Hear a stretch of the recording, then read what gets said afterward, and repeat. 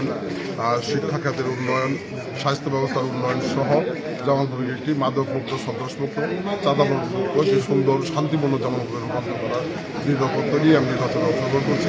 আশা করি, আমি বিশ্বাস করি জামালপুরবাসী সেই সুযোগ আমাকে আগামী নির্বাচনে তাদের শেষ করবে। আমরা এই পর্যন্ত দেখতে পাচ্ছি যে আপনি নির্বাচন থেকে সংগ্রহ করলেন। এই যে জামালপুরের 15টি ইউনিয়ন রয়েছে, এই 15টি ইউনিয়নের একটি পৌরসভা রয়েছে, এই 15টি ইউনিয়ন একটি পৌরসভা যে সাধারণ ভোটার রয়েছে তাদের উদ্দেশ্যে এই যে ত্রয়োদশ জাতীয় সংসদ নির্বাচন তাদের কি বার্তা দিতে চান? বার্তাটা এইভাবে দিতে চাই যে গত 30 বছর জামালপুর সদরে আওয়ামী লীগের এমপি প্রতিনিধিত্ব করেছে। তারা জনগণের কল্যাণে কোনো কাজ করলে, জামালপুর উন্নয়নের কাজ করলে, নিজেদের ভাগ্যের উন্নয়নের কাজ করেছে। আমরা জনগণের কল্যাণে কাজ করতে চাই, জামালপুর উন্নয়নের কাজ করতে চাই।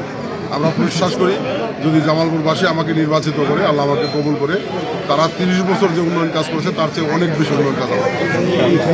মূলত যেটি আমার স্বপ্ন রয়েছে জামালপুরের সাথে ময়মনসিংহ এবং জামালপুরের সাথে টাঙ্গাইলের সড়ক যোগাযোগ 4 লেনে রূপান্তর করা, ঢাকা থেকে জামালপুরের রেড লাইনকে ডাবল লাইনে রূপান্তর করা এবং জামালপুর সদরের সাথে প্রত্যেকটি ইউনিয়নের যোগাযোগ ব্যবস্থা উন্নয়নের মধ্য দিয়ে এখানে নতুন নতুন শিল্প প্রতিষ্ঠান করা, নতুন নতুন কর্মসংস্থান তৈরি করা এবং জামালপুরের স্বাস্থ্যসেবার উন্নয়ন করে, শিক্ষার মান উন্নয়ন করে, শিক্ষার প্রসারতা ঘটিয়ে এখানে জামালপুরকে একটি চাঁদাবাজ, সন্ত্রাসমুক্ত, চাঁদাবাজমুক্ত, দুর্নীতিমুক্ত একটি সুন্দর জামালপুরে রূপান্তর করা।